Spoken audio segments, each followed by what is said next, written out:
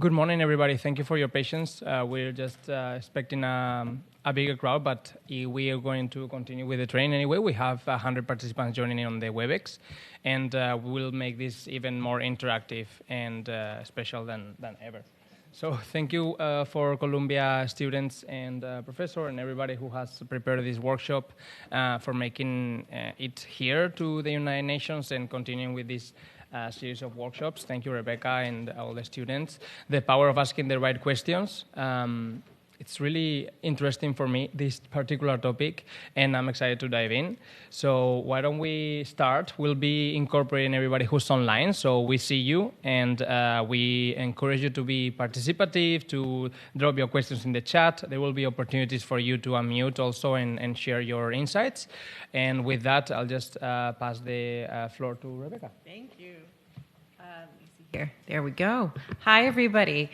My name is Rebecca Price, and I am working with the Columbia Law School Mediation Program this semester. I want to first thank Reem and Pelayo and everybody at UNITAR. This is our third presentation this semester, and we've really enjoyed coming here. And I also just want to say that we designed this to be a very interactive training. We have many more people online than we do in person. And so the good news is that gives us information when we're planning for next fall to think about how to do this perhaps a little bit differently. But we're going to adjust for that, and that means that some of the exercises that we were going to do in the middle, we're going to do at the end so that the people online who can't participate as actively can log off early. And those of you who are here with us will have a very intimate experience, which we're looking forward to. But just know that we're going to mix things up a little bit to try to account for that difference. So, and with that, I will turn it over to the wonderful students at Columbia Law School. Yeah, is there a clicker?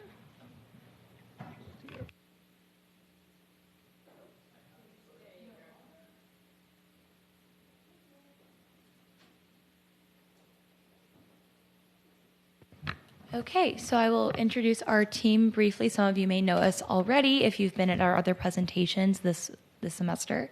So we have Rebecca Price, who is our professor at Columbia Law School. I am Sonia Helen Pascal. Our other presenters are Brenton Brown, Joy Chow, Amaya Contreras-Diggs, and Sam Sontag.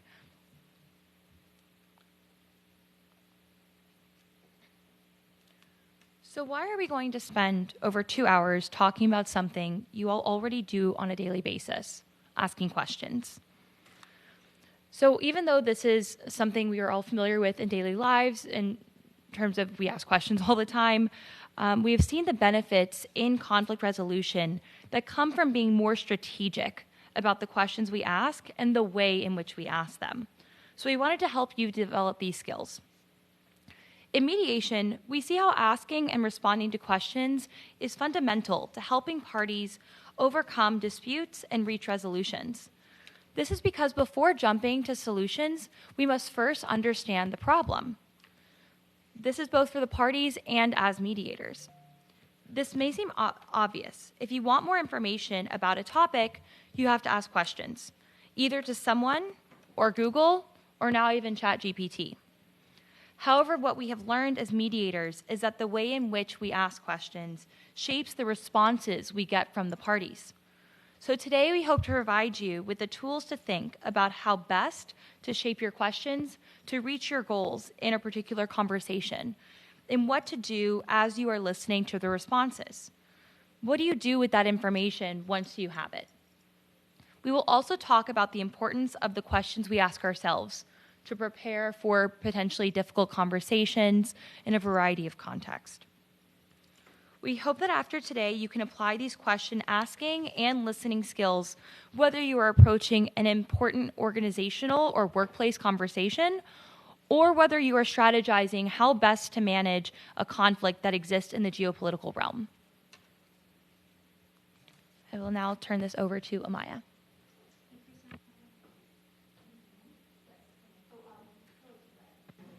Okay, hi, So there's no but kind of questions, but there are better questions you can ask if you have a sense of what results you're trying to achieve with your questions. For example, if you're offered a job but they don't tell you when you need to let them know by, you can ask a clarifying question like, when do you need an answer by?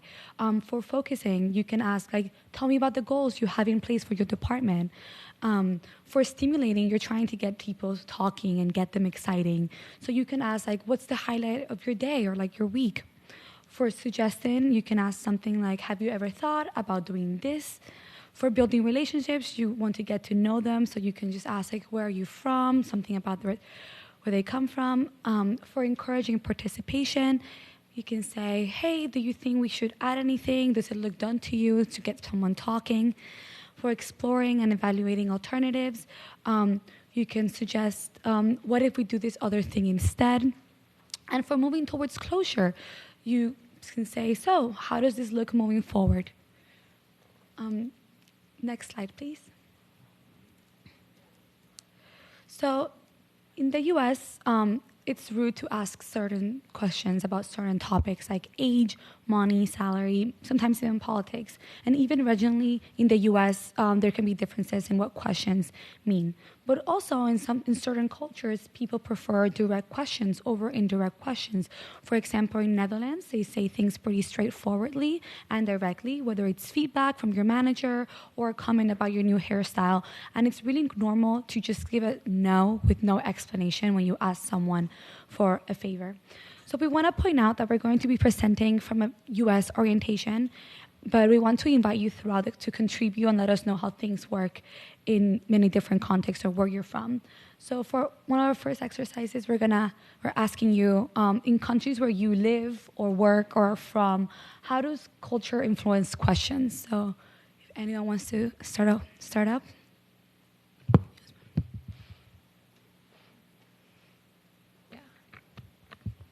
So Brenton and I can kick it off with an example from the environment we grew up in, which was the American South. I know when we were putting together this presentation and thinking about questions, Amaya referenced that some topics can vary regionally, what you can ask about. And a culture shock my family went through when moving from New York City to Arkansas was how much people ask about religion and what does that question mean. I know my mom was taken aback when everyone she met asked which church she went to, because to her, religion seemed like a very personal question to be asking right off the bat. But as she spent more time in Arkansas, she realized that actually people were asking what church she went to, not because they cared about what God she believed in, but because they wanted to know where she socialized, because so much of the social life in the South can revolve around the church. So a question can, whether you can ask about a certain topic can vary by region, or also what that question means and what the question asker is trying to get at can also carries with it cultural context. So that's why we thought it was important today to start with this icebreaker, to see what context we are dealing with in either presently in the room or in the WebEx room. So if you're on WebEx, please feel free to raise your hand. And we already have a hand. We Wonderful. do. So a couple of examples from Pumina Anand. At work in the U.S., I've been asked about all of these things. Does your family go to church? What do you think about this politician? What age are you? How much did you pay for your apartment in New York City? I am surprised. We also have Shaked has an example as well. Yes, we have unmuted the participant. Or Shaked, please share your answer with us, please.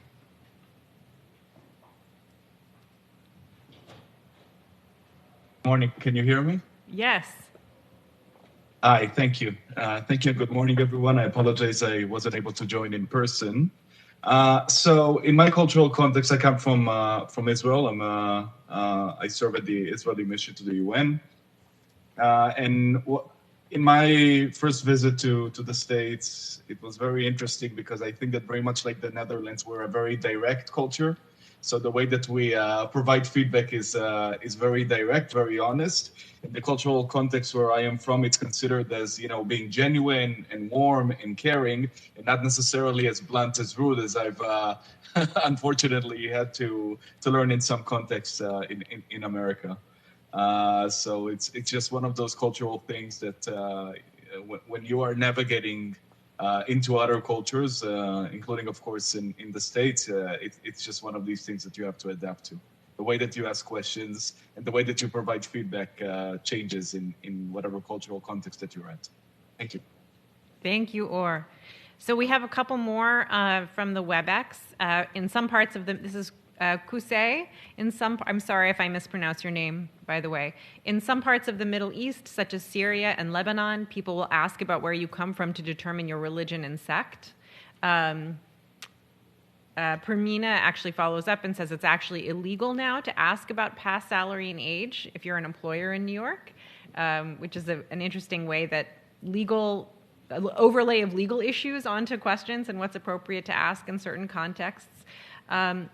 Taksudwa Samantha Kanyuchi in Zimbabwe, people ask about personal things like age and why you are not yet married, especially if you are approaching the late 20s. But that's different in the European countries. I think that's actually pretty common in the US, I'll say, to ask those questions of women particularly. In Germany, most people ask about personal things like age. I just read that one. There's another one. In Germany, most people ask about rents. Young people don't talk much about salary or religion. That's Jonas Hartmann. Asking questions is becoming very difficult. Hold on one second. This is going faster than I can read. Very difficult in India, especially on religion and government policies. So this is Ankit Solanki saying that in India it's becoming harder to ask these questions about religion and government policies. In Tunisia, people ask about personal or private things as well. Great. And then it depends on who's asking and how familiar that person is with you. Colleagues asking is different than someone in the street. In Myanmar, people mostly ask about salary and job. Okay. So anyone in the room want to share any of sort of the cultural context for questions from where you live or work? Yes. I can share. Just press this one. All right. And my name's Raisha, and I'm from China, but I work here for a long time. So my experience with East Asian culture is we're more subtle when we're asking questions. For example, so if the AC in the room is kind of cold, and we would say, oh, do you feel cold? How are you feeling? Instead of my experience here, my colleagues might ask, I want to turn off the AC, would you mind? Something like that, more direct. And the second way is, because I'm from China, it's very political sensitive country. And so when you're talking to some Chinese people always, I observe that, have the sense of not mention certain topics to them, or that will make the conversation become more difficult and sensitive. Thank you very much. Just a little more context. Anyone else from in the room? If not, we'll take a couple of more from the chat. Yes.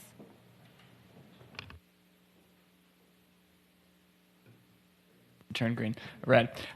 So my wife is from Ireland, and she has some friends from Northern Ireland who've said that when they were growing up, asking your name was potentially a fraught and even dangerous question because of the troubles, the sectarian conflicts. Names, including first names, could sometimes indicate your religious background and your alignment in the conflict, and so potentially sharing your name with someone could tip them off that you were, in opposition to them, and could put you in danger. And so whereas here we ask each other's names very casually, and it seems like possibly the lowest stake question, there people would actually potentially take offense if you just approach them on the street and ask their name. A couple more here. In Zambia, personal issues are not asked about. That's from Greenwell Liempe. In Lima, Peru, it's normal to ask about issues, and people are used to answering without getting upset. In Nigeria, more often people ask about personal and professional lives. In Ghana, people ask women of a certain age why they are not married, and those who are married why they haven't given birth. Okay, great. So a lot of context, a lot of cultural context for questions that's going to filter through, and we're, again, as Amaya said, we're doing this presentation from a sort of US-centric viewpoint since that's our cultural context, but important to know, I think, when we're talking about these things, that obviously culture is going to impact a lot, not only sort of topics of questions, but how directly or indirectly we ask them. And also categories of people who we may or may not feel comfortable asking questions to. So there's going to be a difference necessarily between people we're intimate with and strangers and in the workplace. Yeah, I think before turning over to Brenton, Amaya, I think you had an example from prep from your home country as well.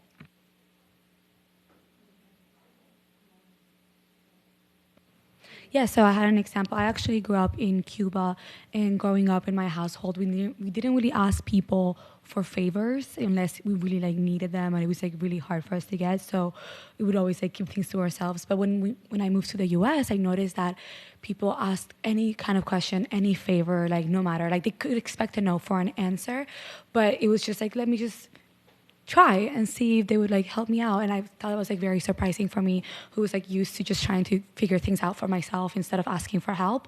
And it's just something I noticed immediately when I moved here. So next we have Brenton for the next slide. Thank you, Amaya.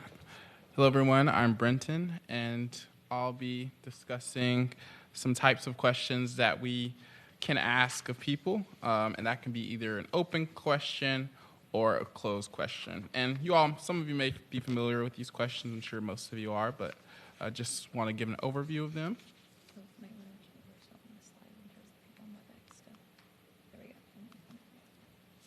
All right, so first I'll be talking about open questions and the uses of them. So when do we use open questions? Well, for one, we can use them to find out as much as the speaker is willing to share about a topic. For instance, we have some examples here. How did you approach this task? How do you remain focused on your work? In mediation, one of the things that we often will ask parties initially, just to get as much information as possible about the situation, is tell me more, or tell me what brought you here today, which is a very open question that usually gets the parties to go in great detail about what exactly it is that brings them to the mediation.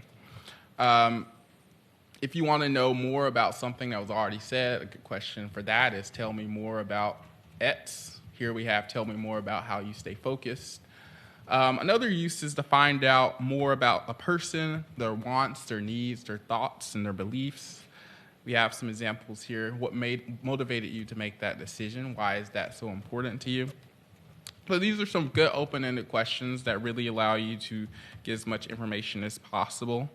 Open questions allow for an uninhibited response, while closed questions usually narrow the scope of the response. So, the rest is when and how you may use one or another. And it can depend, right, on the context. Sometimes you may want to use an open question if you feel like that will be best for this particular situation, while other times you may want to use a closed question, which I'll discuss now. So some uses of closed questions: to test the understanding. You may ask a yes or no question. For instance, so you want to move in that apartment, right? Yes or no response there. You can use an open or closed question to set up a desired positive or negative frame of mind. Are you happy with the current state of the global compact on migration? Would you like to focus on the gender-related SDGs? You can also use closed questions to move in action.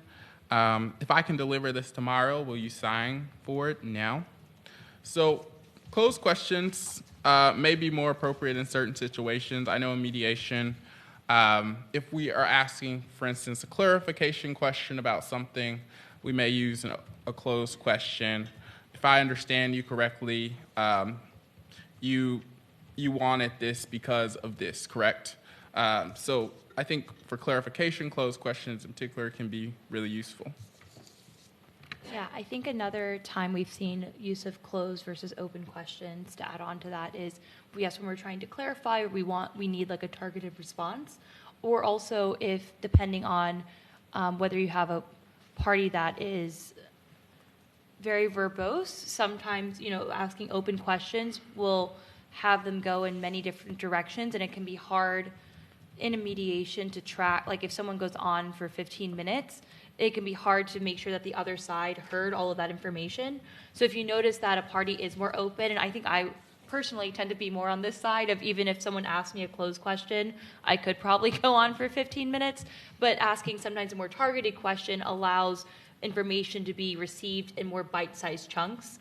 I've also been on the interpreting side of things, and that can also be helpful maybe for an interpreting context where you need to give the interpreter, the information in a way that they can actually feasibly remember everything that was said and convey it. So different strategic uses of those types of questions. Absolutely. All right. So now we'll actually move into an exercise about how open or closed questions impact a speaker. Do you want to explain? Yeah, so let's see. So we have 1, 4. Yeah, well, and we're going to actually go into the audience, and Rebecca will be running the online portion. So Rebecca, I'll leave it to you to explain to the WebEx how this will be running. But in terms of for the room, let's see, 1, 2, 3, 4, 5 of us, and 4, 5, 6, 7 of you guys. So how about we do a pair here? Sam, do you want to go to this? I guess Sam and Amaya can go here. And then Joy and Brenton, do you want to grab a group of people as well? Or we can do that. Yeah, we could either split this side of the room into, let's do 3 and 2 for the groups, if that works. And then I can take a group of my own. Okay, cool. So we'll go into the audience, and Rebecca will be working on the WebEx. As you guys want to organize, I was giving a suggestion, but feel free to organize as you see best fit. Just break yourself into, 2 groups there. And also, just a reminder in case this wasn't super clear from the slides, when we say open question within our mediation context, we also include things that grammatically would be considered statements, not questions, right? Like describe X, tell me more about X. So even though grammatically it's not a question, it actually functions as an open question for soliciting information. Okay.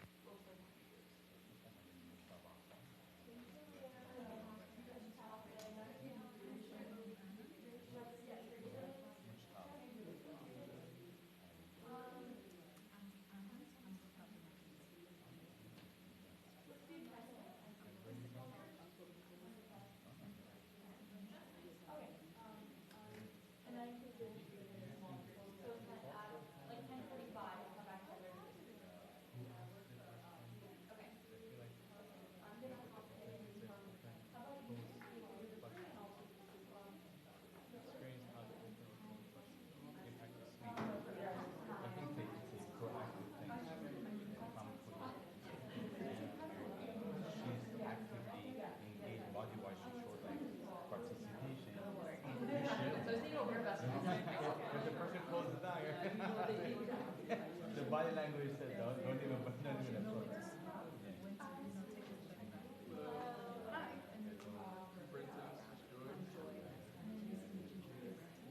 Our activity right now, Joy will actually be sharing a story, and you all are going to be asking her questions. I'll prompt you to ask either an open question or a closed question, and then from that, the goal is to gather as much information as possible about Joy's story. So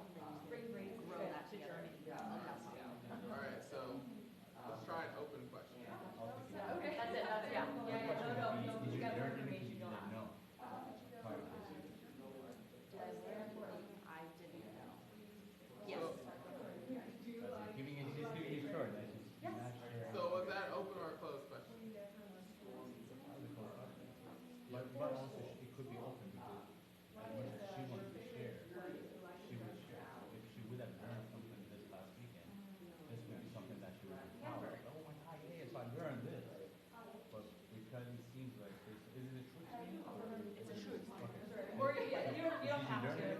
Yeah, did you learn it using Unity? Yes, I did. Oh, you did?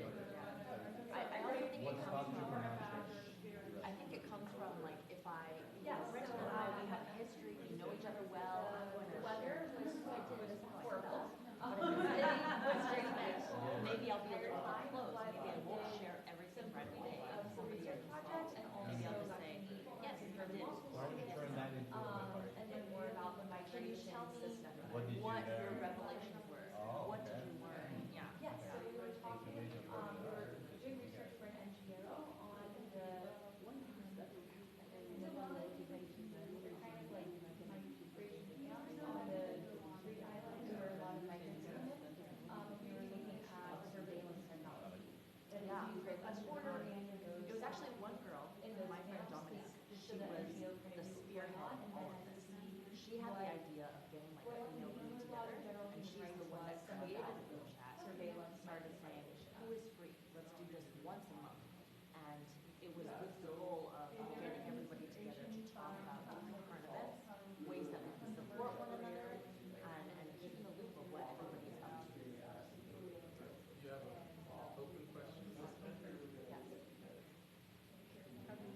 Yeah, so one thing that was interesting was we were being hosted by German law school And students who I work think I learned a lot from and different people. they are trying to represent Learn people about in people that I asylum. didn't know. But we also met the guy who's like the manager and in charge of all the people conducting the interviews that then actually The question you receive asked asylum was- or not. And they've had a lot of frustrating Yeah, I was just moments thinking, with this what else office. can I say? There's according to law school students, times where someone who should have received asylum but did not. But the office's position is that, well, we don't run states. And so even interpersonally during that meeting, there were conflicts, right? And then also at first was as a policy once a month, right? Like after work, students want their clients to get asylum. Then we And realized then our participation was this shrinking office is every like single time. limiting that, right? So that was like one of the Because after many work, 8 conflicts p.m., that everybody's tired, everybody's at home, nobody's going to go out of their way to meet. So now we've changed it to Sunday brunch time, 1 p.m. Also still at somebody's house, but it's engaged more people because you have the weekend and Sunday 1 p.m. We'll meet for a few hours and then afterwards you still have conflict. And so we're not just getting one perspective, which makes it boring, right? If you just listen to multiple students, we'd be like, oh, well, everything. I share this with my Columbia Law But you're like, would be more on the side of team members as well. Every time I share it, people are always interested in what's right. Our chats range from debt equity and how do you allow for financial attention people of different backgrounds, whichever to all the way like legal policy, which I think provides a more complete view of what are the challenges. So we're always trying to look system at and then new also topics. compare it to the challenges All we right. have. So that was actually a closed question. But Joyce But- gave very long answer. I have opened Yeah, up. open up to the group. So, but how do you think you could phrase that question?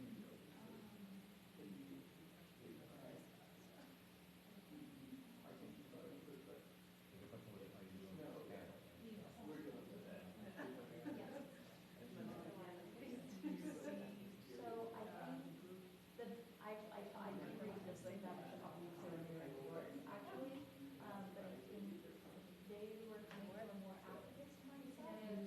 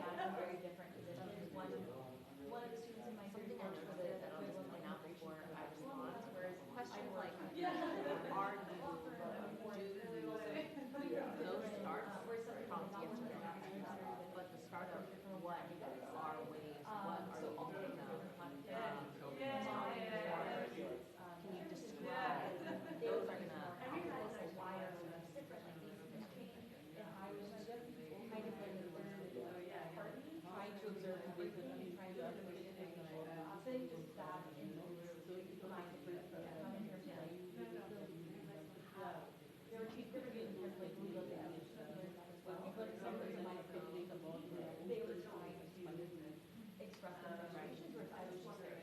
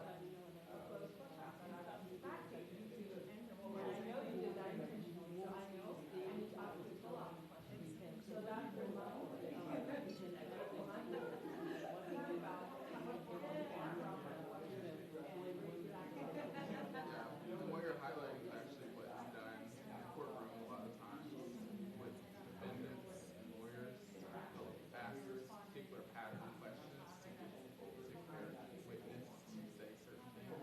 And so they typically are closed questions sometimes if you are wanting a particular response, guiding them to that response. So that's really what It's also relevant to what you were mentioning, because I think we can all start off asking general questions to kind of see where people are at. But then if you're able to niche and focus in on those interesting topics, that's because you have that background information, and then you're able to intelligently ask about particular things. So I feel like it also it could be to your advantage to go from general to specific on target. In the court scenario, I think you both responded that way. You asked the really, question that if a I lawyer see asks here, a question I for wanted the to judge, the superiority of the person holding the file gives so much room for the other person to pivot. If it's a lawyer, you try to escape it as much as possible.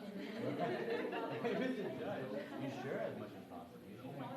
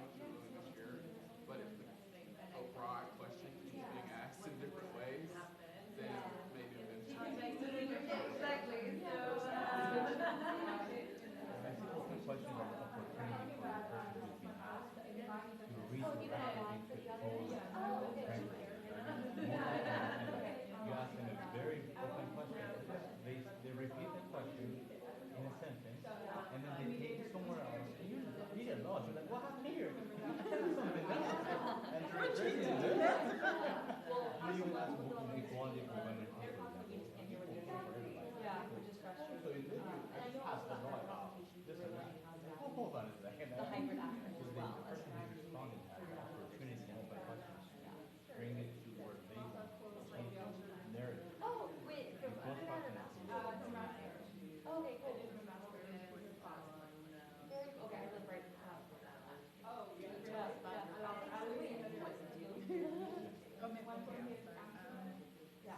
Yeah, exactly. Yes, yeah. Very cool. Yeah. Oh, that reminds me, you were about to ask about, right, like, but then you have to close questions, and I feel like I can cut it off. But, I think in terms of the different, what the biggest concern, it's like, our experience with projects is very good. Like, our education, law school you could do in the US or in solo, like, you just take the main classes, you just kind of get that. But, and then this is like, we're working for other experiences in our education, experiences, they have lots of that experience. It's been a good experience. So, I didn't fully answer your question for the exercise, or yeah. Tell me more about that.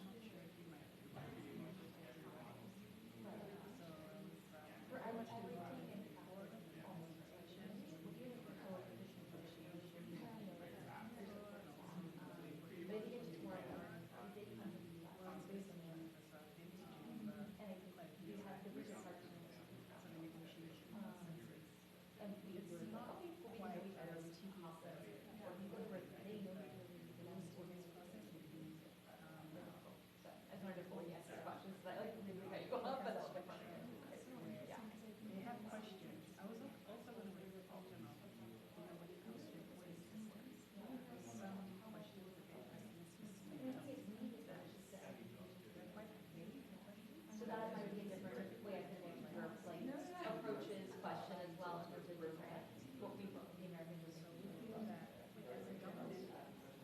The questions okay.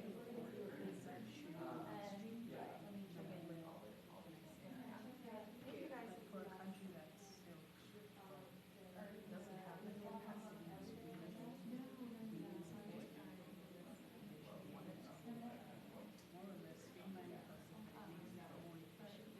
that makes it more efficient countries to report on so the importance of that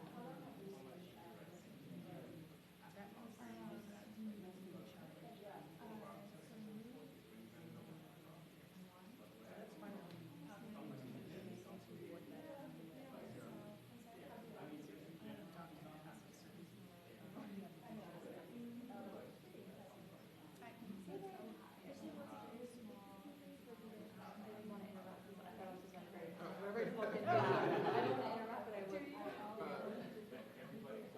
You were getting something. Oh, wait, who are we? Yeah, two. Okay, then wrap that up and then we'll, yeah, perfect. Okay, that's why I wanted to check it. I didn't want to interrupt you guys. I do know, I haven't been there, but I do know where it is.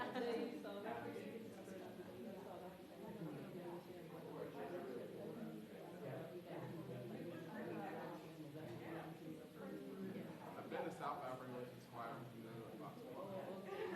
Yeah, we'll get around.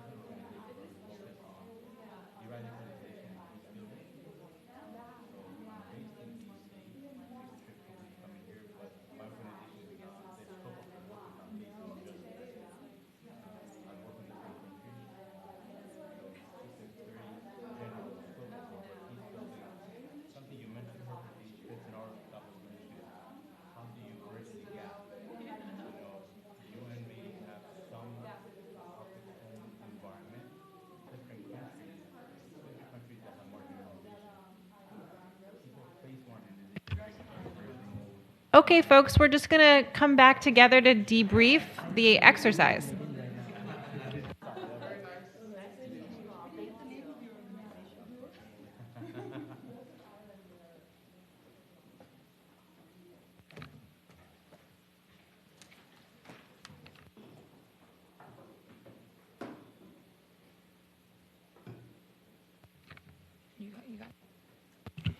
All right. I hope you all had some very interesting conversation in your groups and online as well. So now we just want to hear from you all on what are some things that stood out to you about the exercise.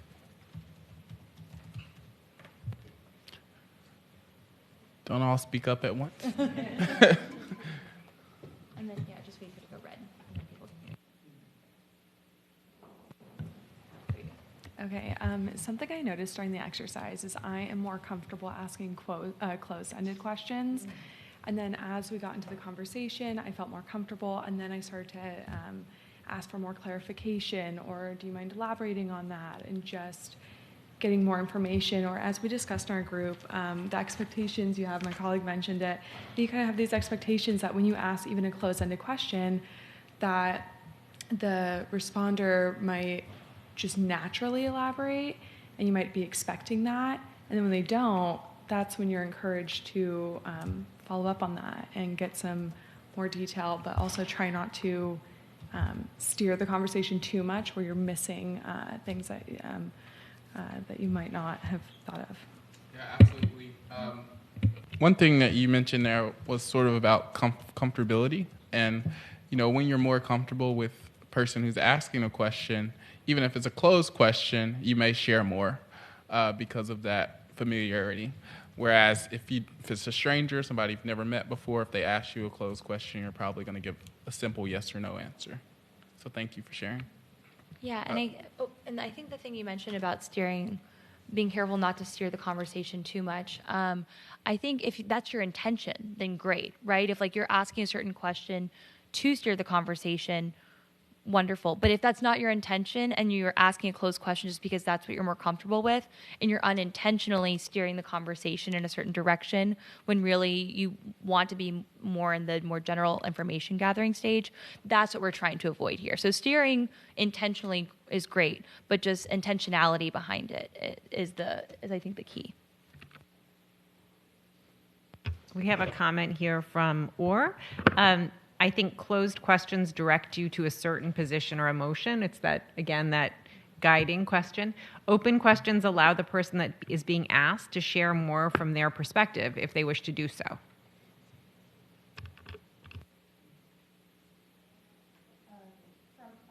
I actually think maybe I should have asked more open-ended questions at the beginning, because we don't have a general content or objectives, what we want to get from the conversation. So if we ask more open-ended questions, we kind of know which perspective we're going to steer our conversation to, instead of keep asking lots of closed-ended questions. Then you become like a parent's teenager talk, and it never goes anywhere. So I think that's one of Alex's examples she gave us during training, actually, is dealing with her talking to her husband or a teenage daughter as well. How was your day? Fine, right? That how was your day is an open question technically, but it's kind of just it's too general, and everyone's used to just going fine. Whereas switching to tell me about your day elicits a different response, which I know Sam will get more into framing open questions in his part. But you brought up the parent teenager thing, and I've heard that. Yes. We have some more online here from Christabel. In my opinion, it all boils down to the person doing the questioning and the intentionality. Usman says open-ended questions provide more leads to explore. Aniket, closed questions are best to break the ice, and slowly we can ask deeper open-ended questions that help people gain the trust of a person. Christabel, sometimes too, a stranger can be a better communicator than someone you know, which is, I think, of course, yes. It's a very good point. Farah says a mix of closed and open questions leads to a maximum result by creating a certain level of comfort.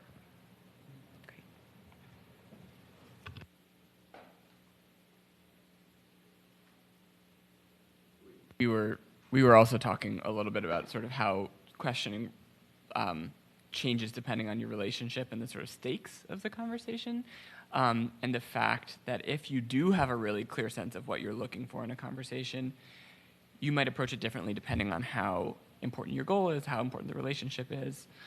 You know, and maybe if it's extremely important to protect a relationship and it's a, you know, high stakes question, maybe you start more general, build trust, rapport, understanding, and then move towards the sort of definitive question. And maybe if you don't care that much, you know, you just want to know, yes or no, then you start with a closed question and potentially leave it at that. So I think that's good advice for me, actually. I'm always a little indirect.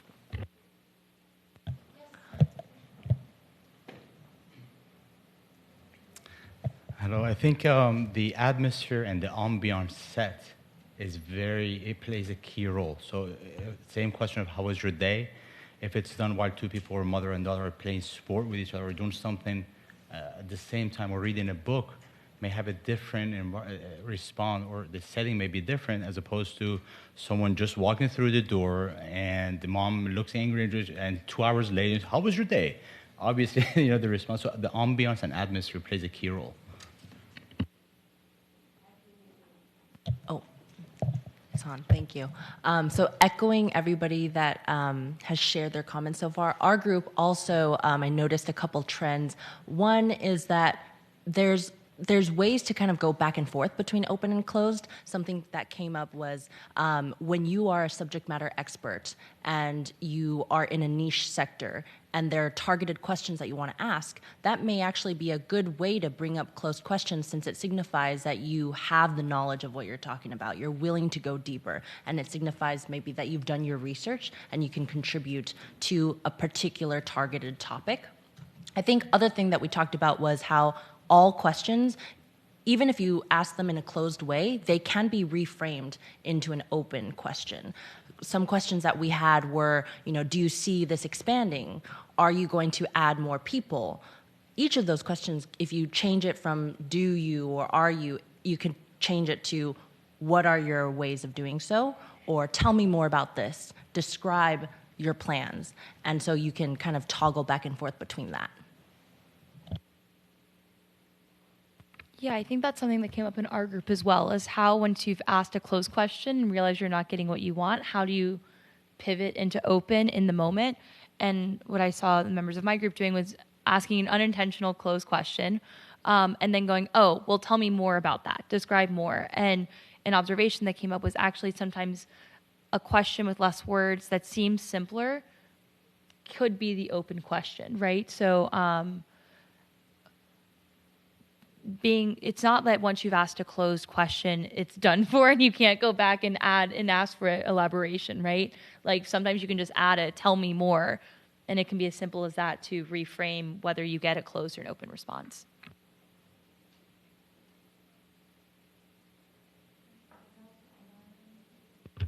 Do you want to go, Sam? Just a couple more online. We have, if you're looking for specific information, it's best to word as a closed-ended question. This is from Purnima. The open-ended answer can be frustratingly vague, right? So I think it's a great example of intentionality. If you want something specific, best to ask it specifically instead of asking it generally.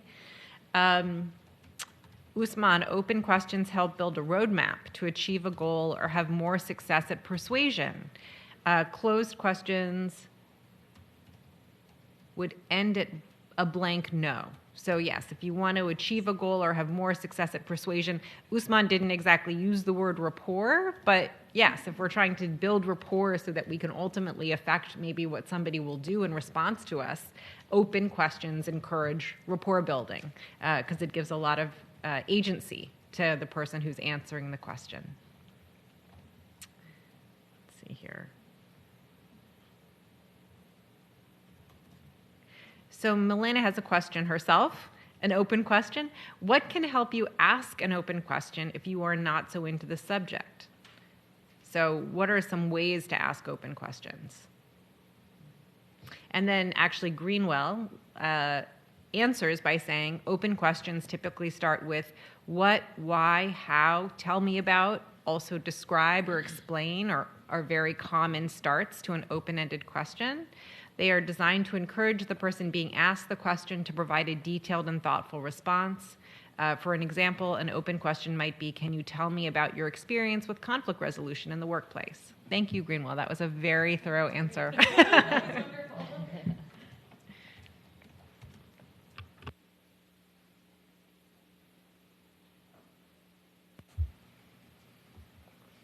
Okay, great. So just a few more words about the sort of strategy of asking questions, the virtues of open-ended questions. And I think we've sort of drawn this out now a little bit. The impact that asking different questions has and what it conveys to the person you're asking. I think we've sort of made clear the use of open-ended questions in a situation when you're trying to gain information, right? If you don't know precisely what you need to know, it makes a lot of sense to start broadly and elicit sort of a rich response. And you can see, and potentially then to move towards more directive, narrow, and eventually closed, maybe yes/no questions, right? So you can see that kind of strategy in qualitative research, like funneling, right, where you might go out and ask people in a survey some very, very broad questions on a topic to understand what opinions are out there and to discover if there's something that you as the researcher might just not know about. And then progressing from there, you potentially would advance to narrower, closed questions that determine, maybe what percentage of a population thinks one thing versus another. I'm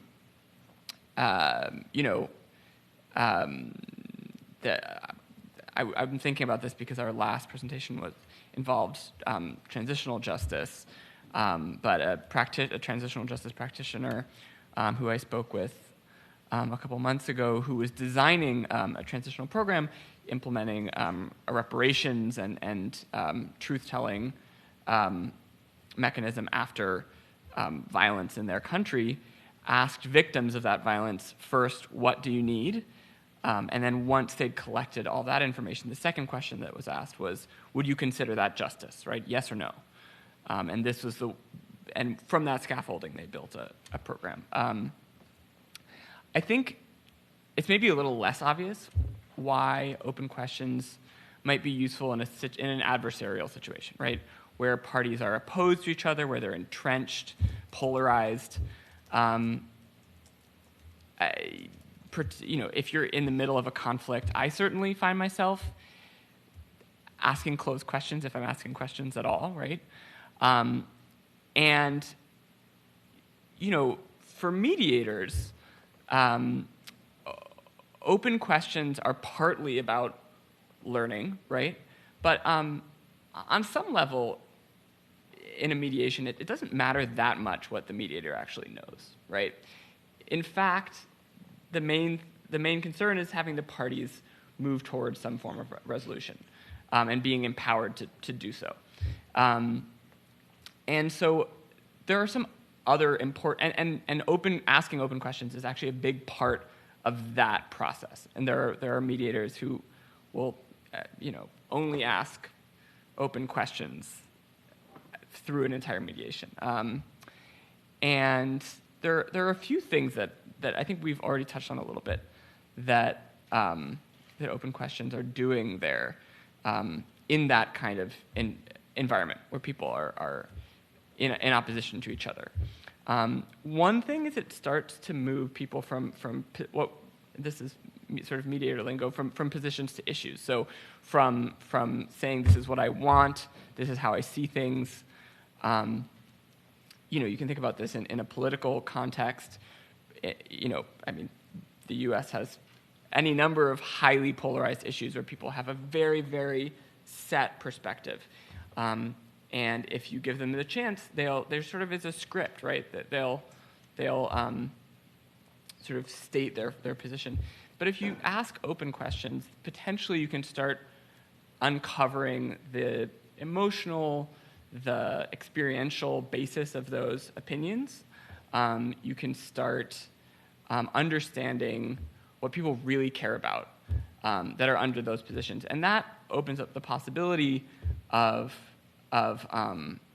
finding either middle ground or resolutions that are non-zero sum. In other words, where maybe both people can get, both parties, both groups can get some of what they want instead of it just being one or the other.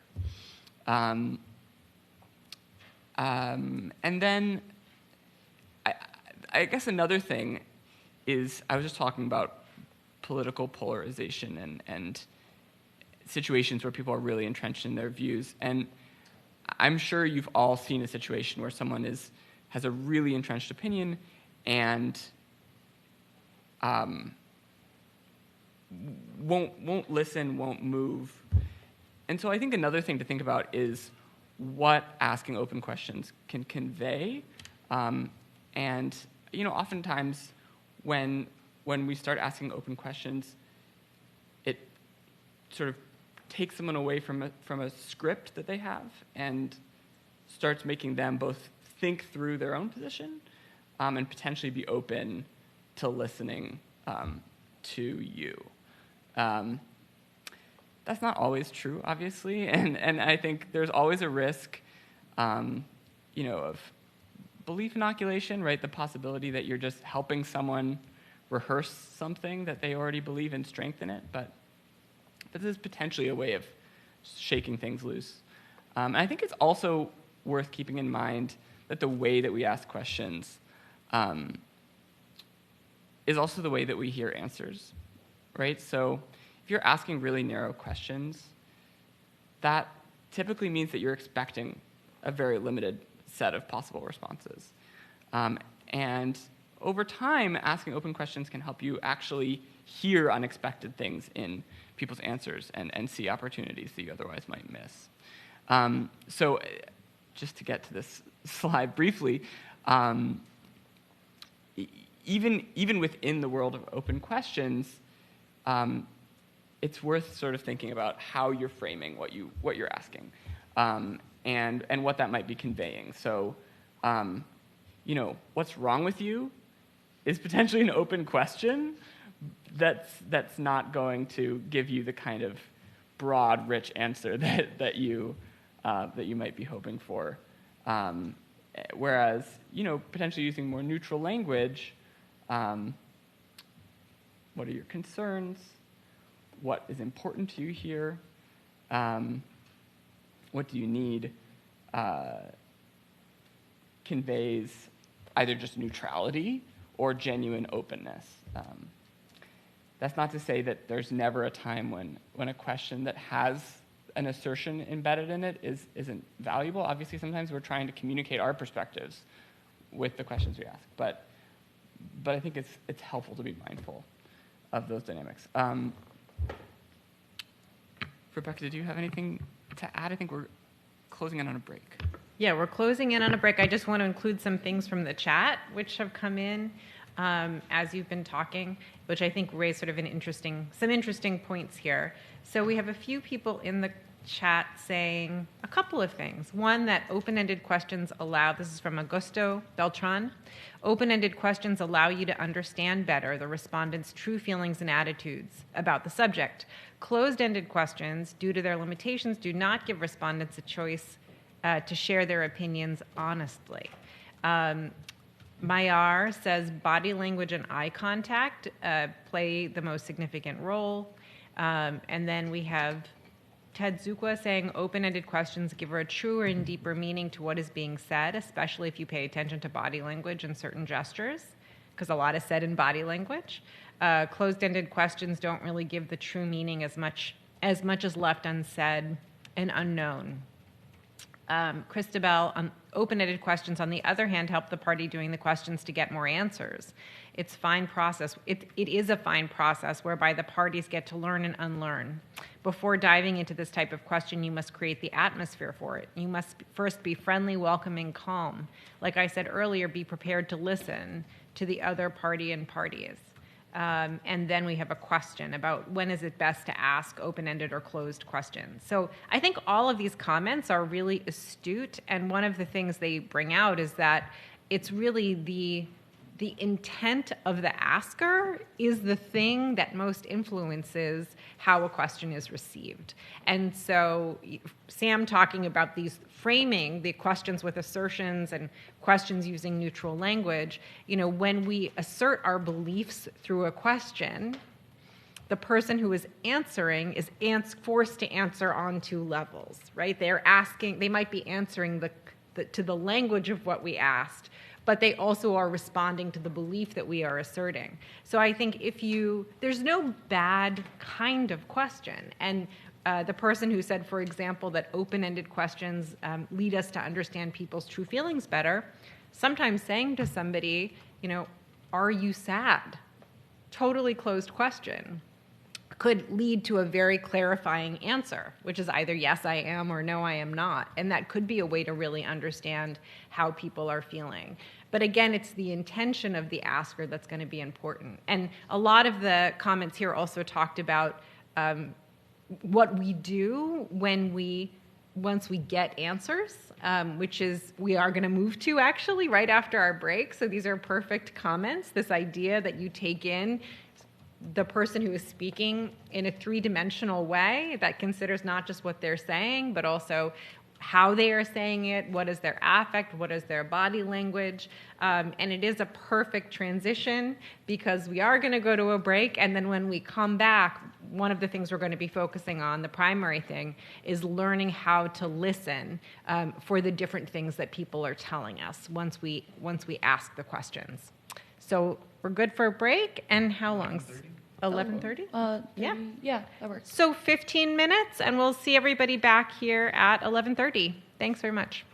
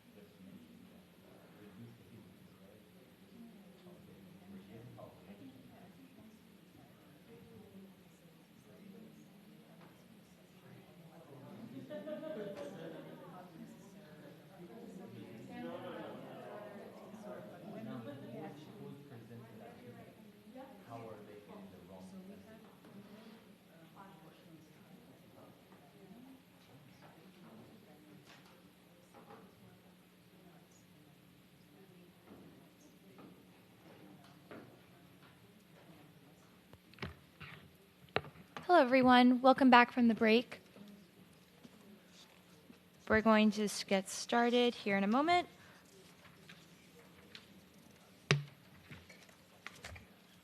Okay,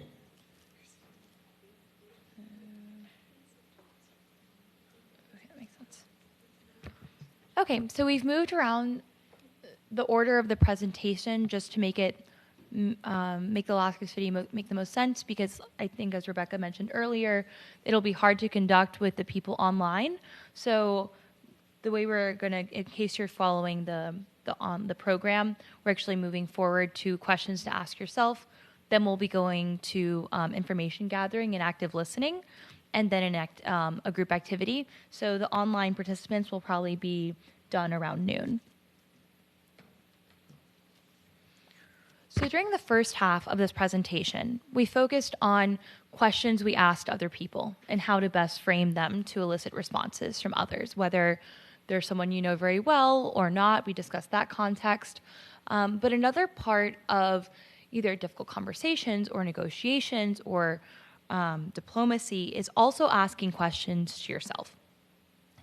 And this is often overlooked, but it is just as important to be as aware of ourselves, our own positions, goals, and feelings, as it is to be aware of those for one's counterpart, either for parties in a mediation or to people who are having a conversation or negotiating between two people. So for the next couple of slides, we will focus on the importance of looking inward to prepare for a negotiation or a diplomatic conversation.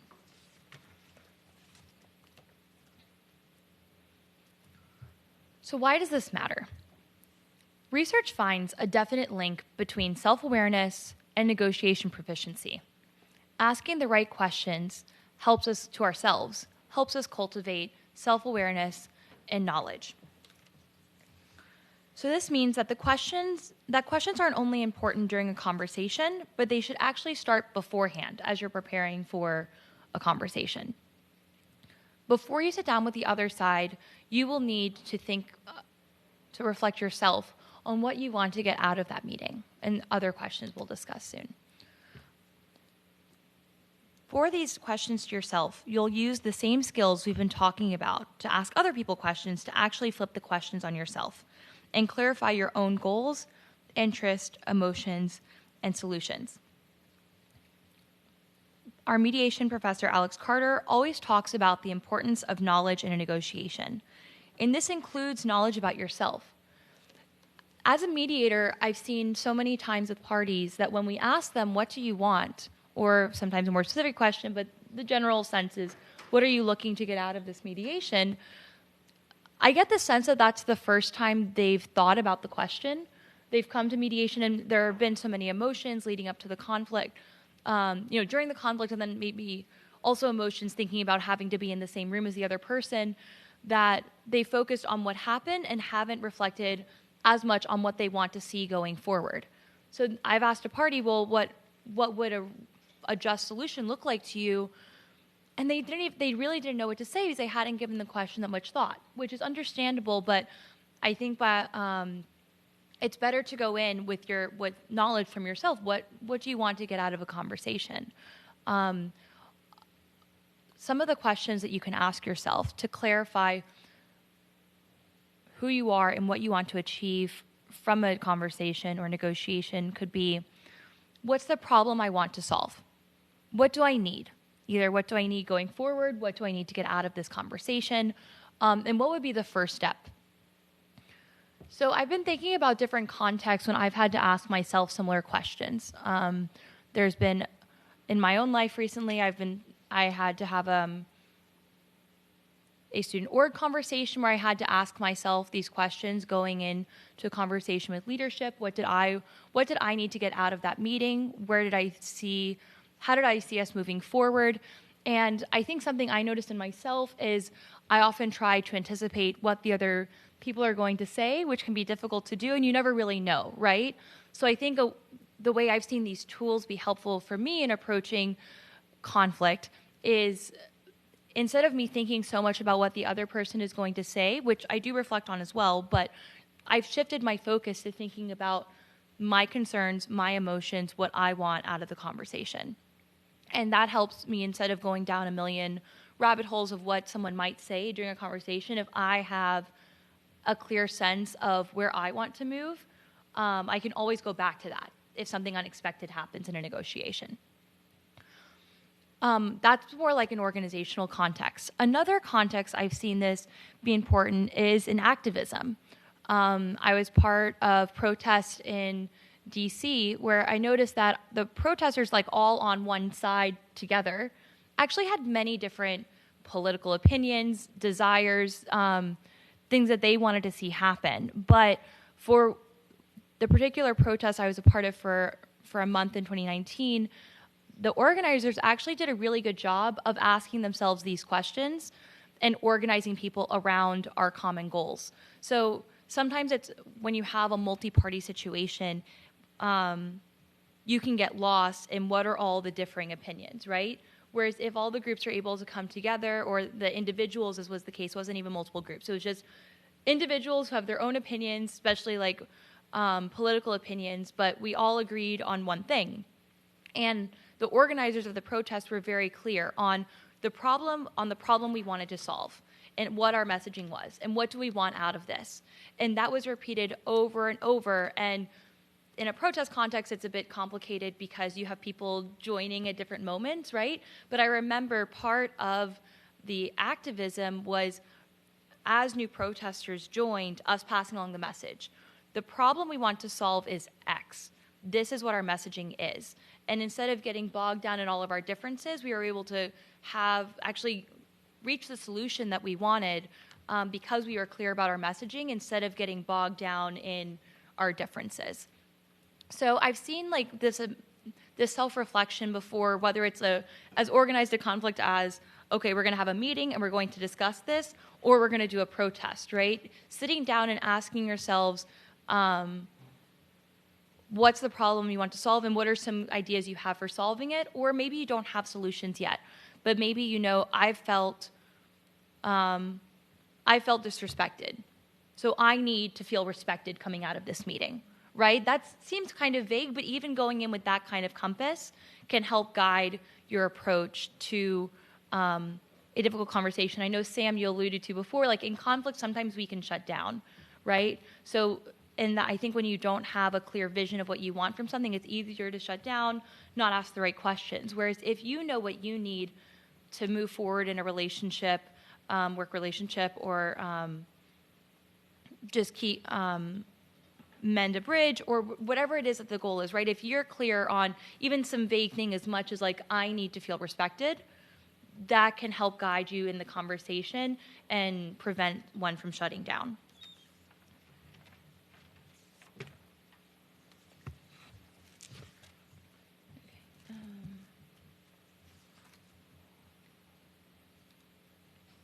So now we'll be shifting to what do you do once you have answers from the other person. So this was just a part about make sure that before you go into these conversations, before you start shaping questions to others, you've also asked yourself important questions.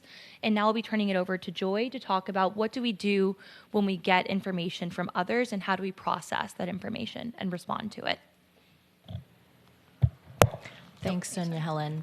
So you've all asked the right questions. Now what do you do?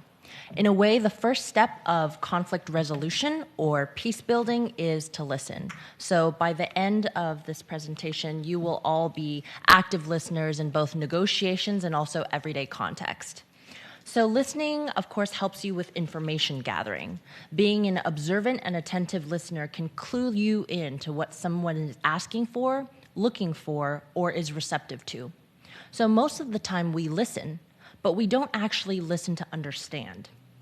Okay, so what does it mean to actually listen?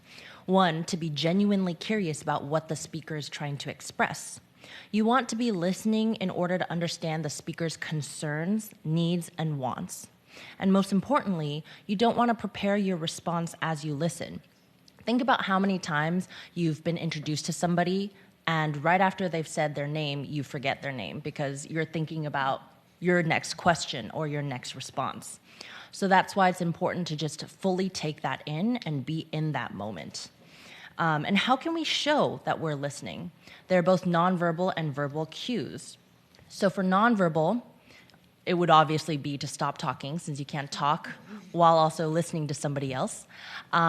Next would be eye contact. Now, as Amaya was pointing out at the earlier stage of our presentation, this could be culture dependent. In the US, eye contact really means that you're solely focused on that other person. But in some cultures, too much eye contact may be awkward, or sometimes could also be disrespectful depending on the cultural norms of that area. And then finally, posture, facial expression. This could be lifting of the eyebrows, widening your eyes, moving your lips to kind of express approval or kind of a preparation of response. So all of that can signify your active listening and you're taking in what they're saying. Now for verbal, not only is it acknowledging what is being said and acknowledging the feelings that are coming from those positions, but also reflection.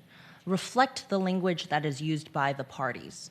Now, reflection is different from dictation. I know that when I'm speaking with my friends, when I want them to feel heard or I want to console them, sometimes they're using language and I repeat that same language back to them.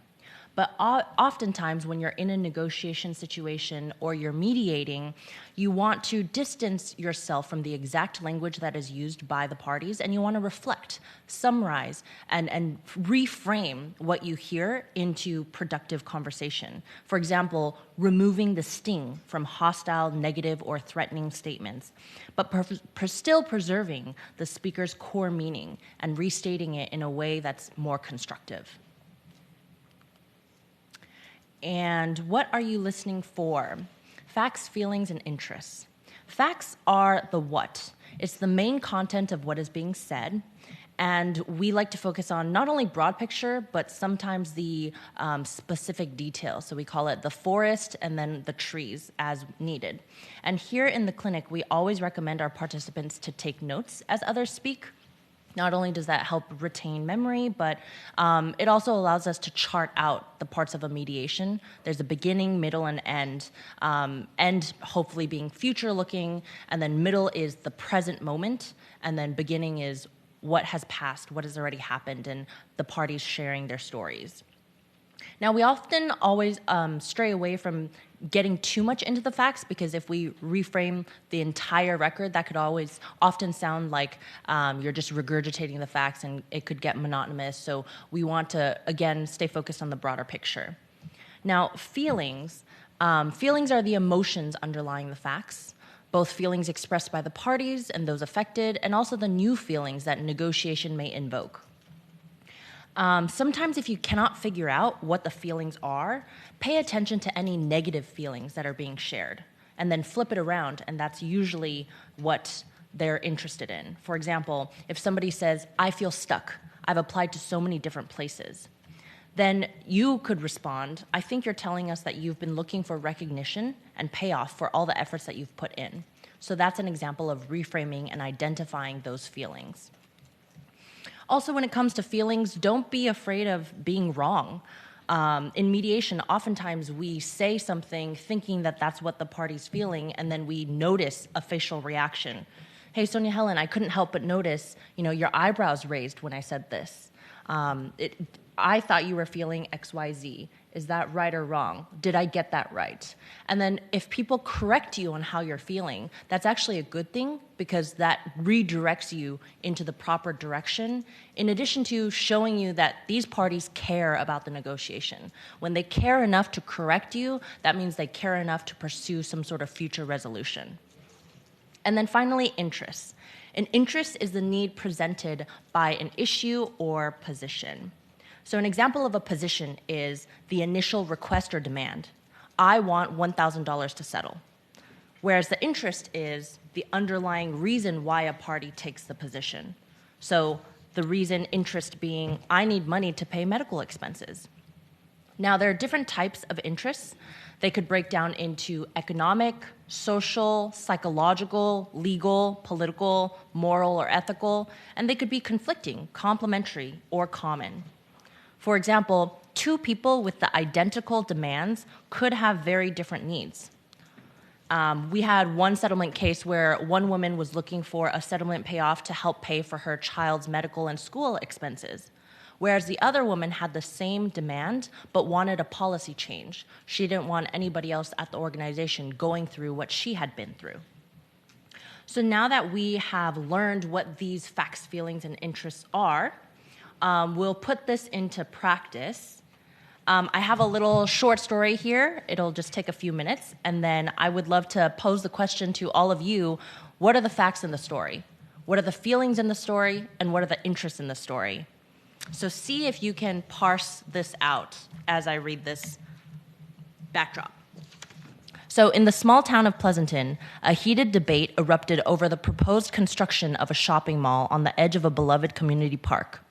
The city's newly elected mayor, eager to prove success in his newly elected position, wanted to boost the town's economy and believed the mall would attract businesses and create jobs.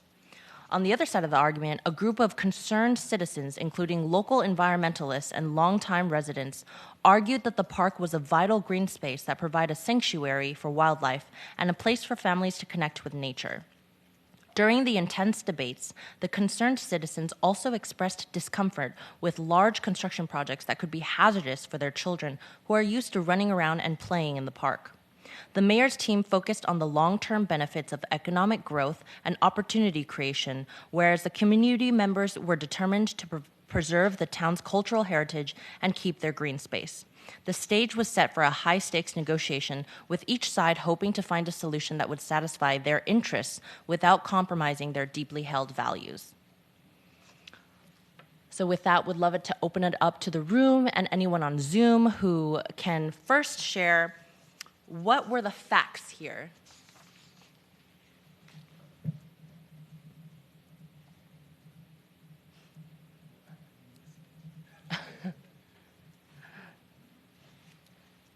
Do we have anyone on Zoom?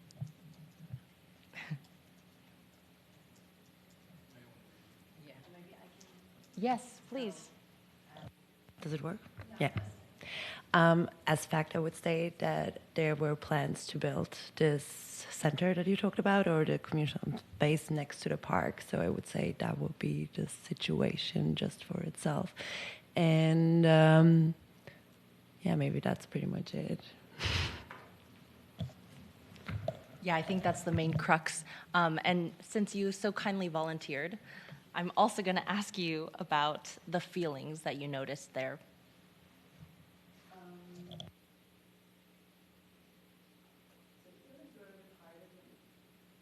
Feelings were a bit harder for me to identify because what I've seen were more the interests of both parties, which was on the one side, as you stated, also I think in your summary about, I think on the one side, the economic prospects and the job opportunity that the mayor wanted to build, and for the other side, just the interest and maybe preserving the communal space also, and not, I don't know. No, that's spot on. And what you're noticing there is something that we also talked about during our skills training, is how feelings and interests can be very, very closely intertwined, that it's hard to distinguish between them. So feelings, it's fueled by the interests. So the interests, on the one hand, the mayor wants job creation, economic growth, but he's also newly elected. So the feelings there is wanting to show pride in his new position and showing that he can provide and be the mayor successfully, and that he's in the right position to do so. So those feelings of wanting to prove himself, wanting to make sure the campaign goes smoothly, those are all part of, it's intertwined with the interest that he has of economic growth and boosting the economy of the town. And then on the other side, the families wanted green space, and they wanted to preserve the environment that was there. They also mentioned concerns about construction being hazardous to children. So the tie to feelings there is concern, worry about their children's safety. It was a bit quick when you read it, so. Oh, yeah, I should have read it a second time. So just from online, a number of the things that have already been described, some other feelings.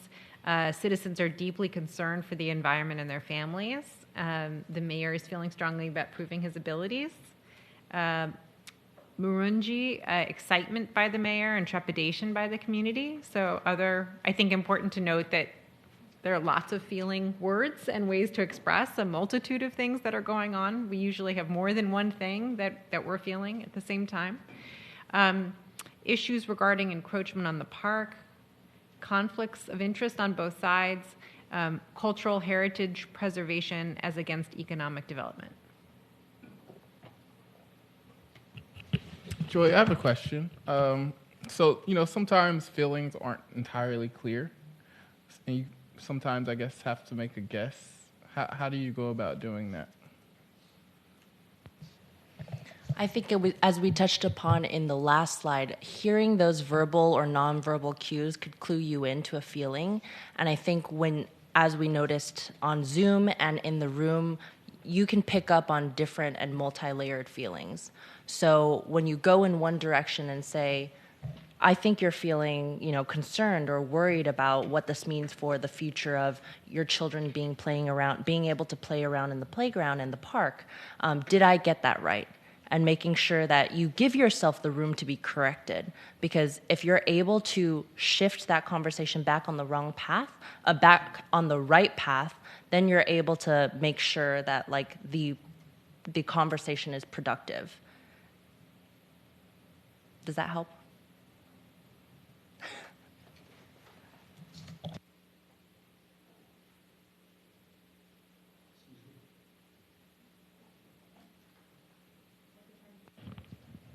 Thank you. Good morning, everyone. My question is, in this case, will be a need for a facilitator between the two sides? Now we understand that we have two sides. One so excited to use, the park to build and for making, the economic growth more. The other side is who's linking to the environment and to the nature. So two sides have different views. Should we just bring them together and let them negotiate, or should be a facilitator in between to bring up, or narrow up the gap in between? Thank you. Yeah, that's a great question. So this actually is happening in Pleasanton. It's actually in the Bay Area, Northern California. So what they're going to do is have a high-stakes mediation, negotiation. They do have a facilitator, and the mediator's role is to really balance the interests on both sides and help them come to a resolution that could satisfy all of those interests.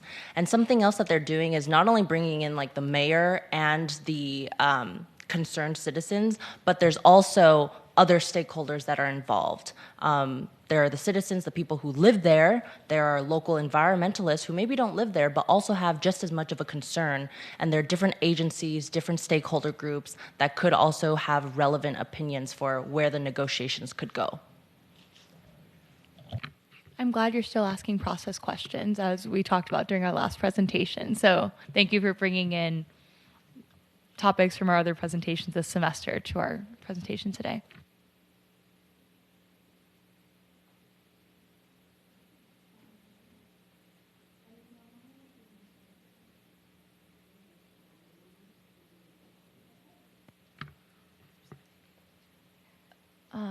Joy will be presenting an activity where you guys can practice the, identifying facts, feelings, and interests. This is the point at which there's not a way for us to facilitate this online on WebEx. So you're welcome to stay on if you want to participate in the last few discussion questions, but we're going to be in this activity for around 30 minutes. So also understandable if the people on WebEx would like to drop off.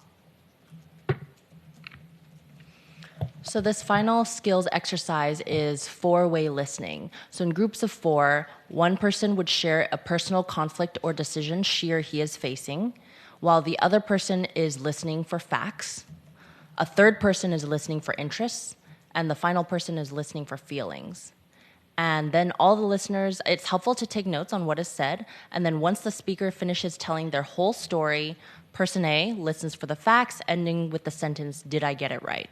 Person B listens for the interests and then ending with the sentence, "Did I get it right?" Finally, person C also listens but for the feelings, ending with the sentence, "Did I get it right?" And then we will also go around and try to facilitate as much as we can. So I think we have exactly 8 people in the room, actually participants. So if you guys could arrange yourself into these groups of 4 as you prefer, but you'll rotate. So each person will like tell a short piece of like conflict or decision, and so your role will change throughout. That's why this activity takes a bit. So everyone will get a chance to be the storyteller, and then everyone will get a chance to be the facts, be the feelings, be the interest reflector. Okay. Any questions before we get started? No? Okay.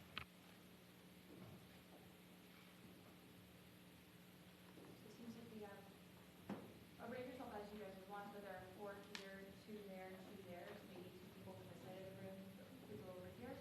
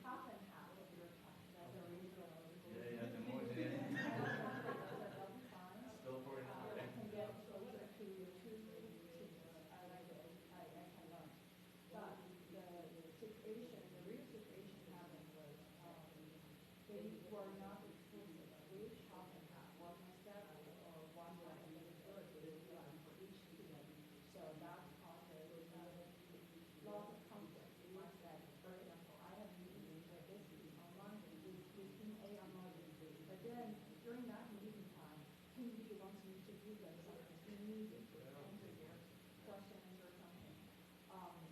So that makes me unavailable to team. And then I found the situation happened, this continued for 2 years.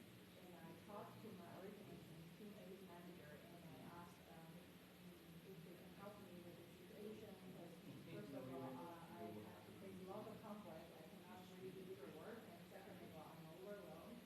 So they are very kind. So they initiated a meeting and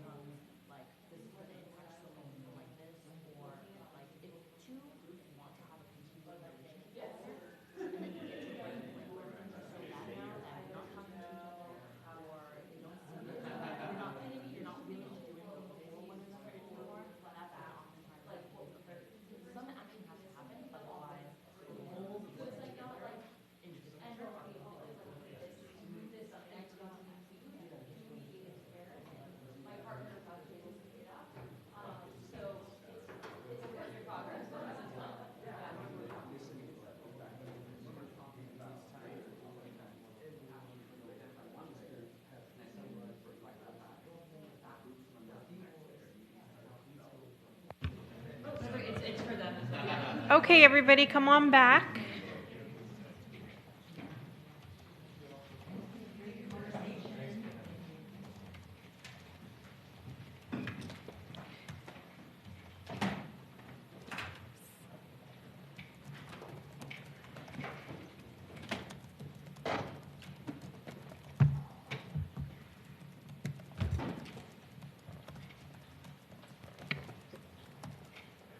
So I know as we were going along in the group over here, we talked about, at the end we were talking on kind of what makes this exercise helpful, but also how in the real world you'll be dealing with trying to listen for all three at the same time. we hope that this exercise was helpful in just starting to be able to listen to these components and at least be aware that just listening for the facts or just listening for any one of these components doesn't provide the full picture. And as you have more practice doing it, it will just, I mean, we as mediators are still working on it as well in our clinic. I know we have to practice like listening for all three at the same time, but to start out, it's helpful to break it down. So what just observations from this exercise?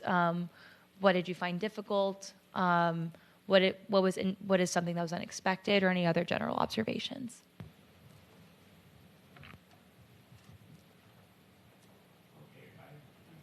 Yeah, please.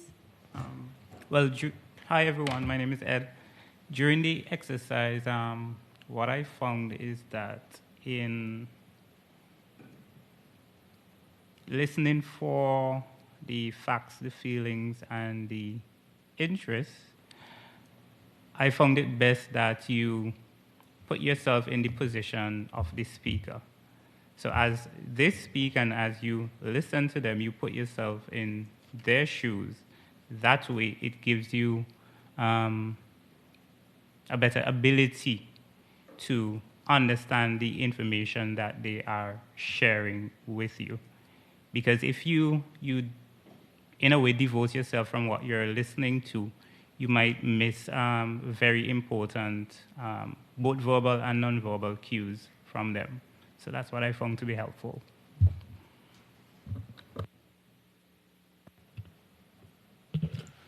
Just to follow up to that, so when you say put yourself into their shoes, are you thinking of how you would sort of act in that situation, or how does that look for you in terms of putting yourself into their shoes?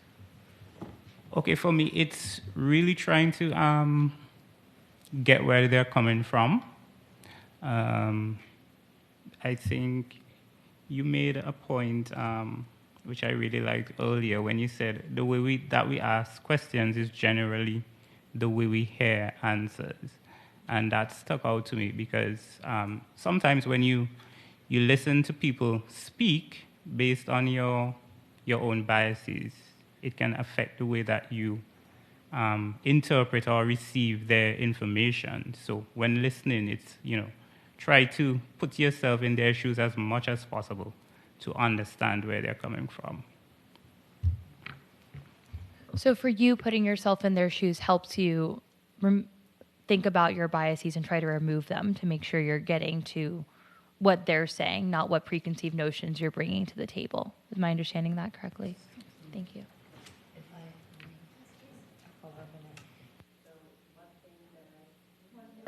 Yes, okay, there we go. So this basically goes to what Ed was saying, because I realized while I was listening that certain feelings came up and I was already reacting in my own understandings of the situations that the colleagues presented to us. I took a side kind of in my observation, and then it was easier for me to filter the information is relevant to to this party of the conflict or the story that was presented, rather than the other, which I found was unexpected. But yeah, it just struck me.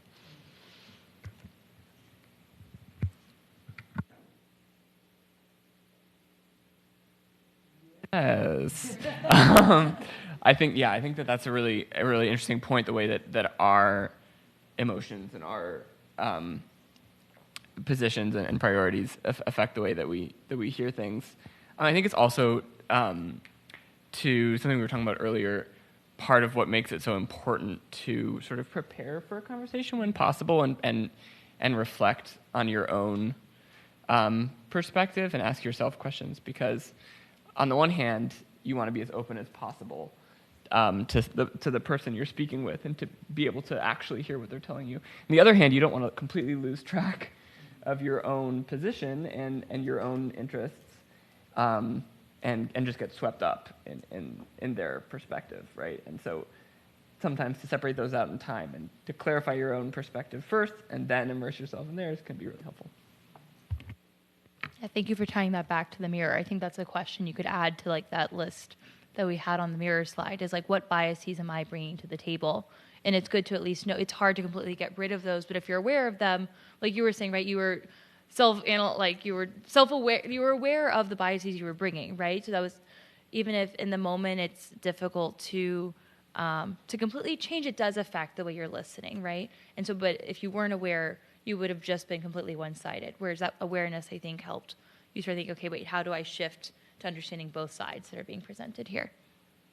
And with that, I want to move on to the yeah, we can do that. There's one in the chat. Oh, awesome! So, I didn't realize. Great. Yeah. So, just a lovely comment, and then I think we're going to just move on to what final comments. So from Christabel, listening is a beautiful thing to do. It makes the other person feel safe to give you that information you're seeking. To listen or to follow along, you must be genuinely interested in what the other party has to say and being present in the moment.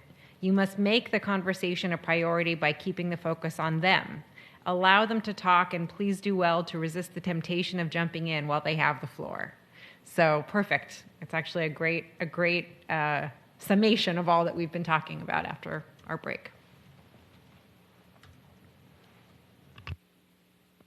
So we'll be wrapping up the presentation. So we just wanted to close out and check in if there are any remaining questions from the audience, or any remaining comments about either skills you're excited to use moving forward or concerns you have about today's presentation. So again, from some of our folks online, from Greenwell, some active listening tools and techniques and strategies to help become better listeners. Avoid distractions, such as checking your phone while someone's talking. Yes, please. That's a wonderful one. Nonverbal cues, using appropriate nonverbal cues such as maintaining eye contact, nodding, maintaining an open posture. See, these are all ways to show, to actually do presence, but also to indicate to others that we're doing that presence. Thank you, Greenwell.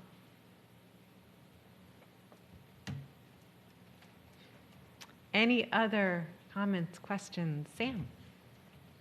Oh, sorry, please, go. Please. Something I just wanted to add, I've attended all the sessions that you guys have had within the entire year. And what I've taken away from this is I always thought that I was good at active listening. And then we break it down and practice and discuss in groups. And then I realized there's a lot of skills that I could still work on, including not interjecting when someone's speaking. I know, it's like we spoke about earlier, like having reflections before you go in. This has really taught me to, I guess, have a self-reflection and how not only do I present questions, but how do I active listen in a way that's going to be best for both parties in a discussion, whether it's a formal discussion, informally, and what parties are involved. So, thank you so much. And just those of us who do this for a living, it is never over. The learning is never over. So it's a delight for all of us to be able to come here to share these conversations with you. We learn as much from having these interactions with you all as you do from us. It's really a mutually beneficial thing.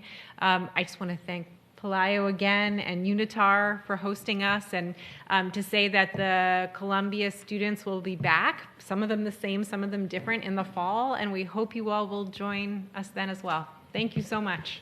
And I also would like to also thank Rebecca Price for filling in for Alex Carter this semester. She's been absolutely great, so thank you so much. Thank you.